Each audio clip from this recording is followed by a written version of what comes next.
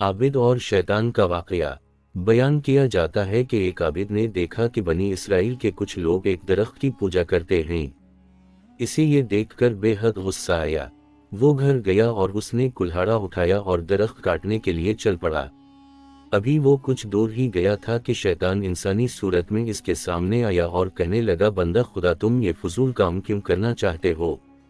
इस दरख्त को काटने से तुम्हें क्या फायदा मिलेगा? आबिद को इसकी बात पर सख्त नागवार गुजरी। दोनों में बहस इस कदर बढ़ी कि आखिरकार दोनों गथम गथा हो गए। चंद लम्हों में शैतान गिर गया और आबिद इसके सीने पर चढ़ बैठा। शैतान ने जब अपनी शिकस्त देखी तो कहने लगा, हम दोनों आपस में समझौता भी कर सकते हैं। तुम इस दरख्त को ना काटो। इसके बदले में मैं वादा करता हूँ कि रोजाना 2 दीनार तुम्हें दिया करूँगा, और वो दीनार रोजाना तुम्हारे सरहाने के नीचे मिल जाएंगे। उनसे अपनी ज़रूरियात पूरी करना और गरीबों की मदद भी करना। इस बात पर आबिद राजी हो गया और दरख्त काटे बगैर वापस आ गया। 2 दिन तक तो आबिद के सरहाने 2 दीनार मिलते रहे, लेकिन तीसरे दिन से ये सिलसिला बंद हो गया। आबिद ने कुछ देर इंतजार किया, फिर गुस्से से भरा कुल्हाड़ा लेकर दरख्त काटने के लिए चल पड़ा। रास्ते में फिर शैतान खड़ा नजर आया। शैतान ने पूछा, कहाँ जा रहे हो?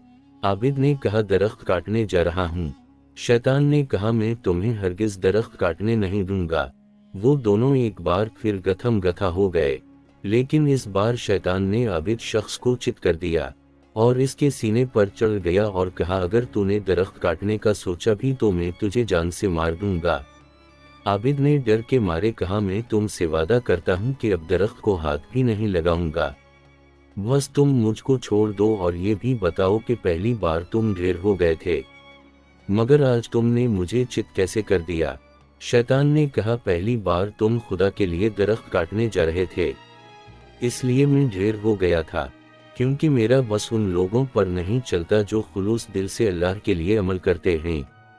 मगर इस मर्तबा तुम अल्लाह के लिए नहीं निकले, बल्कि इस दफा तुम्हारा सारा गुस्सा इसलिए था कि तुम्हें दीनार मिलना बंद हो गए थे, इसलिए तुम हार गए और मैं जीत गया।